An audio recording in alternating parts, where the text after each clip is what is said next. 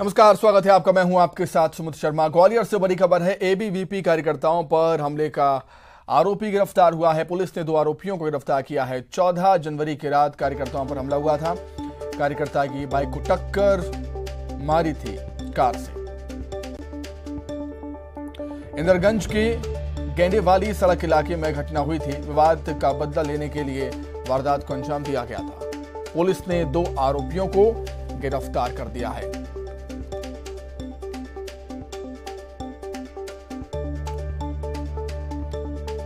ग्वालियर से इस वक्त की बड़ी खबर। एबीवीपी कार्यकर्ता पर हमले के आरोपी गिरफ्तार हुए हैं। पुलिस ने 2 आरोपियों को गिरफ्तार किया।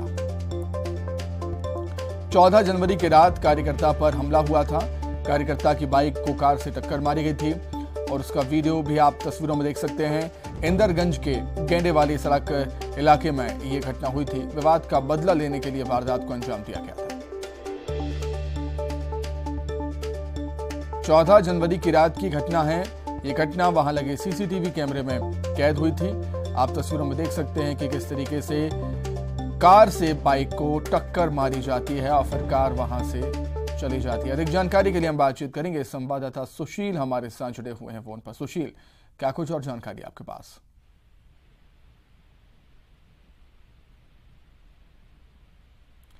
सुशील, मेरी आवाज आप तक पहुंच रही है?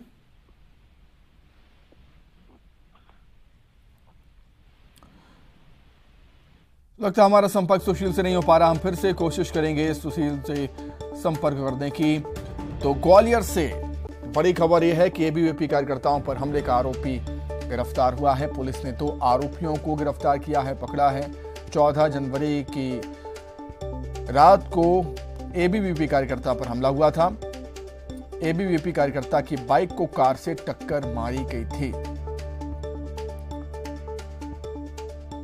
इंदरगंज की गेंडेवाली सड़क इलाके में यह घटना हुई थी। विवाद का बदला लेने के लिए वारदात को अंजाम दिया गया था।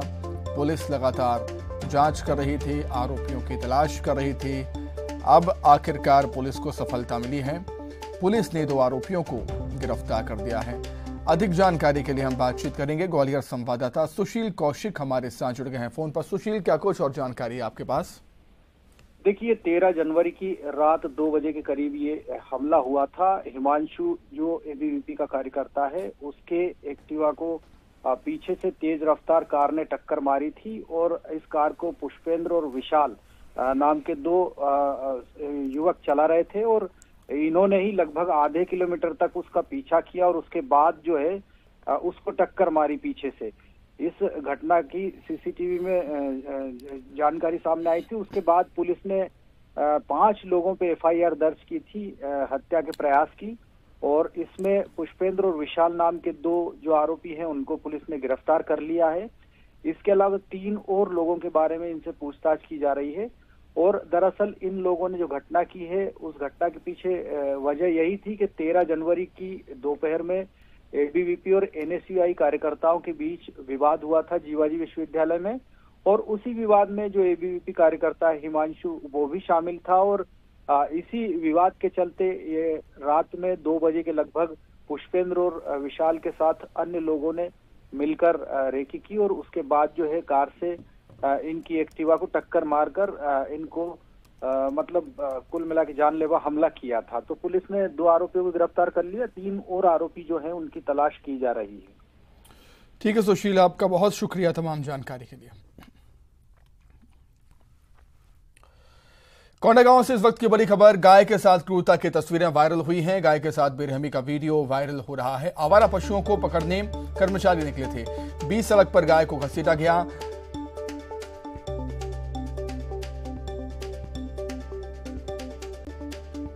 गाय को उठाने के बजाय कर्मचारियों से घसीटते रहे। पकड़ से बचने के लिए गाय बीच सड़क पर बैठी और गाय को उठाने के बजाय कर्मचारियों से घसीटते रहे।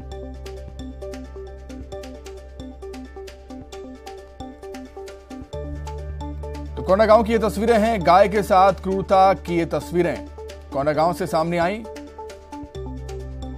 गाय के साथ बेरहमी का ये वीडियो सोशल मीडिया पर वायरल है। आवारा पशुओं को पकड़ने कर्मचारी निकले हुए थे।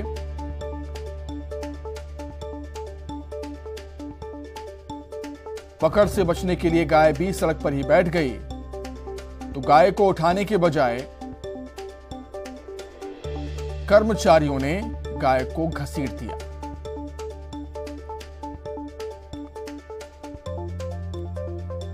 अधिक जानकारी के लिए हम बातचीत करेंगे। संवाददाता विवेक हमारे साथ जुड़ गए हैं। विवेक, गाय के साथ क्रूरता की तस्वीरें पहले भी सामने आ चुकी हैं, लेकिन कार्रवाई नहीं होती, इसलिए ऐसी तस्वीरें लगातार सामने आती हैं। देखिए सुमित जी, सबसे बड़ी बात यह है कि ये पशु पालकों की लापरवाही और नगर पालिका अधिकारी की लापरवाही है, कहा जा सकता है, क्योंकि पशुपालक अपने जानवर को अपने घर पे बांध के नहीं रखते। गाय है तो गाय का दूध निकाल लेते हैं, उसके बाद उसे खुला छोड़ देते हैं। वहीं नगर पालिका ये कहती है कि हम पशुपालकों पर कार्रवाई करेंगे, पर कार्रवाई करते दिखती नहीं है। दूसरी बात यह है कि जिस समय आवारा पशुओं को पकड़ने के लिए इनका अभियान चलाया जाता है, उस समय कोई अधिकारी वहां मौजूद नहीं रहता है और कुछ कर्मचारियों के भरोसे उनको छोड़ दिया जाता है। कर्मचारी अपना ड्यूटी निभाने के लिए पूरा कसर आवारा पशुओं पे निकालते हैं और उनको घसीटते हैं। ये पूरा नजारा जो है नेशनल हाईवे 30 का है, जहां पर लोग खड़े थे, ट्रैफिक जाम हो गया था और ये तो कुछ सेकंड का है, कुछ कम दूरी का फुटेज है। ये काफी दूर से गाय को घसीटते रहे, जबकि इनको ये था कि गाय यदि कहीं पर खड़ी है तो उसको प्यार से पुचकार कर वहां पर खड़ा करते और गाड़ी को वहां पर ले जाकर गाय को बांध सकते थे, या इनके पास एक सिस्टम होता है जिससे गाय को खड़ी करके वो काऊ कैचर में ले जाते। पर ये उन्होंने ऐसा नहीं किया, गाड़ी को एक जगह खड़ी कर दी और गाय को काफी दूर से घसीटते लेके आए। यदि इसमें कोई गाय है उसके साथ कोई हादसा होता तो जिम्मेदारी कौन लेता? क्या नगर पालिका लेती या पशुपालक लेते? ये समझिए। बिल्कुल ठीक बात कही आपने विवेक, बहुत शुक्रिया आपका तमाम जानकारी के लिए। बिलासपुर से खबर है, महिला की हत्या के मामले में बड़ा खुलासा हुआ। पुलिस ने 12 घंटे में सुलझाई है हत्या की गुत्थी। महिला के जेठ ने हत्या की थी, मुंह दबाकर महिला की हत्या की थी। पति के नागपुर जाने के बाद घटना को अंजाम दिया।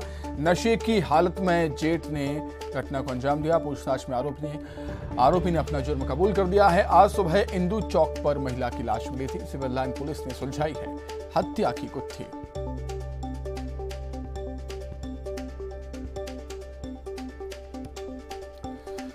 पूछताछ में आरोपी ने अपना जुर्म कबूल कर दिया। जेठ ने महिला को ही मौत के घाट उतारा।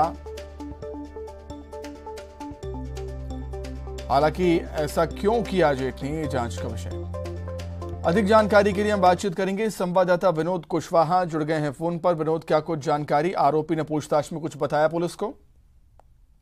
निश्चित 12 घंटे से पुलिस परेशान थी। आज सुबह इंदू चौक बिलासपुर का जो कहलाता है, वहां पर एक कमरे के अंदर बेडरूम में महिला की लाश मिली थी और परिजनों के बयान लिए जा रहे थे लगातार पुलिस के द्वारा, लेकिन शक जो है वो पुलिस का जेठ पर ज्यादा था, क्योंकि वो बार बार बयान बदल रहा था और उससे जब कड़ाई से पूछताछ की गई तब उसने अपना जुर्म कबूला है और बताया जा रहा है कि वो नशे का काफी ज्यादा आदी था। और जैसे ही मृतिका का पति नागपुर गया हुआ था, चूंकि वो अपाहिज है और कृत्रिम पैर लगवाने के लिए वो नागपुर गया हुआ था, उसके बाद वो घर पर उसके रूम पर पहुंचा और उसके उस मकसद में कामयाब नहीं होने के चलते चूंकि नशे पर था और इस वजह से उसने उसका मुंह दबा करके उसी समय उसकी हत्या कर दी। इस दौरान दोनों के बीच मारपीट भी हुई और उनके जो निशान मिले थे शरीर के हिस्सों में कई जगह पर चोट के, उसी से पुलिस को शक था कि कहीं ना कहीं मृतका की हत्या की गई है और उसी दिशा में पुलिस लगातार काम कर रही थी। और शाम को जो है पूछताछ में इस बात का खुलासा हुआ कि मृतिका का कोई और हत्यारा नहीं था, बल्कि उसके परिवार का ही जेठ जो है वो हत्यारा निकला। फिलहाल पुलिस अब इस मामले में आगे जुर्म दर्ज कर आगे की कार्रवाई कर रही है और अभी पोस्टमार्टम रिपोर्ट का भी इंतजार किया जा रहा है। जी ठीक है विनोद, आपका बहुत शुक्रिया तमाम जानकारी के लिए। टेनौरी से खबर है, जहां पुल से नीचे गिरी है बेकाबू बाइक सवार 3 युवकों की मौत हो गई। चाटी गांव से शहपुरा आ रहे थे बाइक सवार। धनगांव के पास ये हादसा हुआ। मौके पर पुलिस पहुंची है।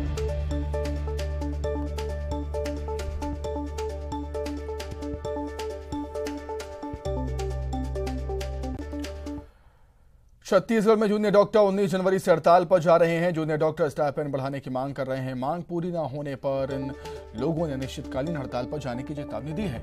इन लोगों की हड़ताल से स्वास्थ्य सेवाओं पर असर पड़ सकता है।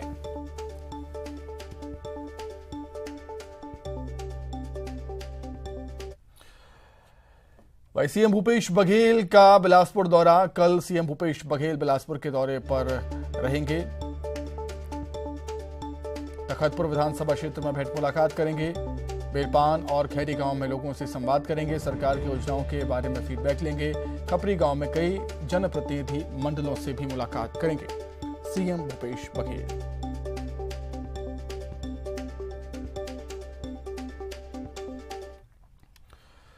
सीएम भूपेश बघेल ने आज कोरबा के कटघोरा विधानसभा के नोन बिर्रा और रंजना गांव में लोगों से भेंट मुलाकात की और क्षेत्रवासियों को कई सौगातें दी। कार्यक्रम के दौरान CM Bhupesh Baghel action mode में दिखे। नोन बिर्रा में उन्होंने किसान की शिकायत पर पटवारी को तुरंत निलंबित करने का आदेश दिया। वन पट्टाधिकार नहीं मिलने से किसान परेशान था और इसकी शिकायत सीएम से की, जिसके बाद मुख्यमंत्री ने कल तक किसानों को वन अधिकार पट्टा देने का निर्देश दिया है और इससे पहले नोन बिर्रा पहुंचने पर सीएम का जोरदार स्वागत किया गया।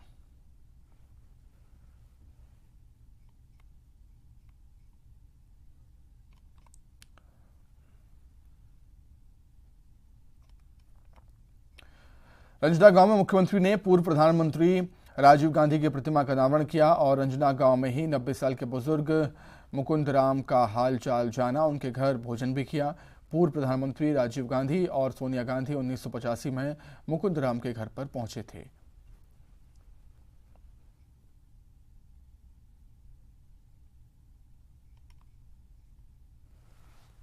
सबसे पहले ही ग्राम रंजना में जिला सहकारी केंद्रीय बैंक मर्यादित की शाखा खोली जाएगी। सारी चीजों से बचाओ तो फिर अगला घोषणा करूंगी। शासकीय महाविद्यालय बाकी मोगरा का भवन निर्माण कराया जाएगा। स्वामी आत्मानंद अंग्रेजी माध्यम स्कूल नगर पालिका दीपका में प्रारंभ किया जाएगा। अच्छा, बाकी मोगरा तक करना है देखो साहब, बाकी मोगरा भी करना है मेरे। कृषि विज्ञान केंद्र लखनपुर में कृषक प्रशिक्षण केंद्र भवन का निर्माण कराया जाएगा। शासकीय हाई स्कूल बिरदा का उच्चतर माध्यमिक विद्यालय में उन्नयन कराया जाएगा और भिलाई बाजार में उप तहसील प्रारंभ किया जाएगा। शासकीय महाविद्यालय दीपका का नाम शहीद मूलचंद कंवर के नाम से किया जाएगा। यदि तुम सहमत हो, क्योंकि राजीव जी यहाँ आए रही से राजीव ग्राम रंजना के नाम से करदन का रंजना तो है ही, राजीव ग्राम हो जोड़दन का रंजना वाला सहमत हो बताओ, सहमत हो जोड़ दो पहले बजाओ। नामकरण राजीव ग्राम रंजना पुराना नाम भी रहा है और राजीव ग्राम ताकि हमेशा याद रहे कि राजीव गांधी हमारे प्रधानमंत्री जी यहाँ आए रही से भारत रत्न आए। बीजेपी के गुजरात मॉडल पर चुनाव लड़ने पर सीएम भूपेश बघेल ने तंज कसा। उन्होंने कहा कि इसका मतलब है कि बचे सभी 14 विधायकों के टिकट कटेंगे। पूर्व सीएम रमन सिंह और बृजमोहन अग्रवाल का भी टिकट कटने वाला है। मुझे चिंता दोनों की है, क्या उन्हें भी टिकट नहीं मिलेगा? सीएम भूपेश बघेल के बयान पर बीजेपी ने पलटवार किया है। पूर्व मंत्री राजेश मूणत ने कहा कि सीएम भूपेश बघेल अपनी चिंता करें, कांग्रेस पार्टी के भीतर फूट है।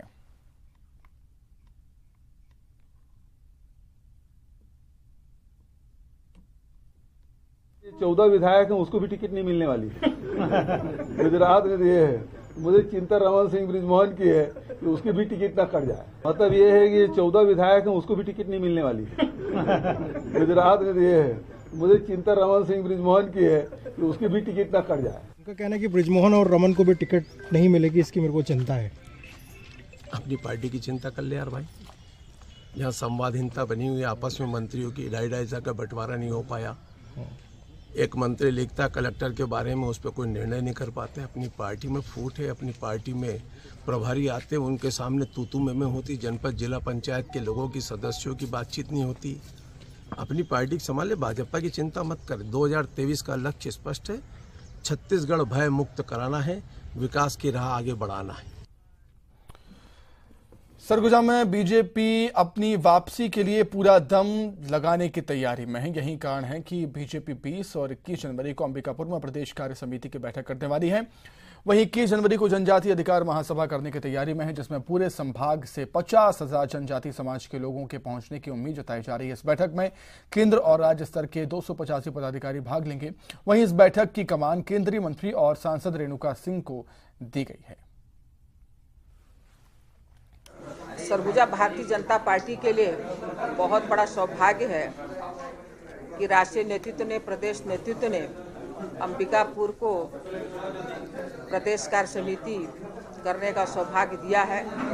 20 और 21 जनवरी को 2 दिन तक प्रदेश कार्य समिति की बैठक होगी और बैठक के बाद 21 जनवरी को जनजाति अधिकार महासभा के रूप में एक बहुत बड़ा सम्मेलन अंबिकापुर की धरती में हो रहा है और इस प्रदेश कार्य समिति के माध्यम से हम 2023 में जो विधानसभा चुनाव होने वाला है उसका रोड मैप बनाएंगे और यहीं से छत्तीसगढ़ को जीतने की आगाज भी। कोरबा में राज्य महिला आयोग के अध्यक्ष डॉक्टर किरणमयी नायक और सदस्य अर्चना उपाध्याय ने जिला पंचायत सभा कक्ष में महिला उत्पीड़न से संबंधित मामलों पर जनसुनवाई की। आयोग के अध्यक्ष किरणमयी नायक ने अपने कार्यकाल की 154 बीच जनसुनवाई की। जनसुनवाई में कुल 31 प्रकरण रखे गए, जिसमें 12 मामलों पर सुनवाई हुई, जबकि बाकी मामलों की सुनवाई बाद में की जाएगी। जिसका पति से विवाद है और 3 महीने की प्रेगनेंसी है, वो कहती है मुझे गर्भपात की अनुमति दीजिए। अब बच्चे को जन्म देना या ना देना ये माँ का विवेकाधिकार है और उस ऐसी कोई अनुमति हम नहीं दे सकते हैं, पर उस केस को हमने संवेदनशीलता के कारण हमारी सदस्य अर्चना जी को सुपुर्द किया है और प्रोटेक्शन ऑफिसर को समझाइश दिया है कि उसके पति और परिवार वालों को बुला करके उनकी एक बार काउंसलिंग करें और उसके बाद कुछ निर्णय के लिए। बिलासपुर में ट्रेनों में महिलाओं को सुरक्षित यात्रा का एहसास कराने के लिए रेलवे ने एक नई और खास पहल की है। रेलवे ने इसके लिए मेरी सहेली योजना की शुरुआत की और इसके जरिए अकेली महिला यात्रियों की यात्रा की पूरी जानकारी गाड़ी के शुरुआती स्टेशन से ही आगामी स्टेशनों में रेलवे सुरक्षा बल की जाबाज महिला बल मेरी सहेली की टीम के पास होगी। नामित स्टेशनों में ट्रेन के आगमन पर मेरी सहेली की टीम गाड़ियों में जाकर अकेले यात्रा कर रही महिला यात्रियों से संपर्क कर उनसे बात करेगी, उनकी यात्रा अनुभव से फीडबैक लेकर जरूरी कार्रवाई करेंगी। भारतीय रेलवे ने महिलाओं के सशक्तिकरण हेतु एक महत्वपूर्ण कदम उठाया है, जिसमें कि अकेले सफर कर रही महिला यात्रियों को यदि ट्रेनों में किसी प्रकार की दिक्कत होती है, दिक्कत ना भी हो, तब भी एक ऐसी टीम मेरी सहेली अभियान का गठन किया गया, जिसमें कि एक महिला जो आरपीएफ की हमारी महिला टीम है, उसमें कि कांस्टेबल से लेकर के एसआई रैंक तक की महिला कर्मी उन यात्रियों के। बालोद जिले के सिवनी के रहने वाले कमलेश निषाद 28 और 29 फरवरी को मध्य प्रदेश के नासिक में होने वाले राष्ट्रीय स्तर की स्पर्धा में छत्तीसगढ़ का प्रतिनिधित्व करेंगे। कमलेश रायपुर में हुए पैरा स्पोर्ट एथलेटिक स्पर्धा में 3 गोल्ड मेडल जीत चुके हैं। रायपुर के कोटा स्टेडियम में 15 और 16 दिसंबर को पैरा स्पोर्ट्स एथलेटिक स्पर्धा का आयोजन हुआ। मैं लंबी कूद में, गोला फेंक में और 100 मीटर दौड़ में तीनों में गोल्ड मेडल हासिल किया हूँ पूरा प्रदेश स्तर में। इसकी एक बाद है हम लोगों का नेशनल गेम्स है महाराष्ट्र नासिक में 27-28 फरवरी को, वहां से एशियन गेम के लिए निकले। मुंगेली कलेक्टर राहुल देव सुबह शहर का हाल जानने सड़कों पर निकले, उनके साथ जिले के बड़े अधिकारी भी थे। कलेक्टर ने सब्जी मंडी, सरकारी भवनों के लिए भूमि सहित कई जगहों का निरीक्षण किया। नगर निकाय और राजस्व अधिकारियों को जरूरी निर्देश भी दिए। इसके साथ ही राहुल देव ने सब्जी उत्पादक किसानों से भी बातचीत की और उनकी समस्याओं को सुना।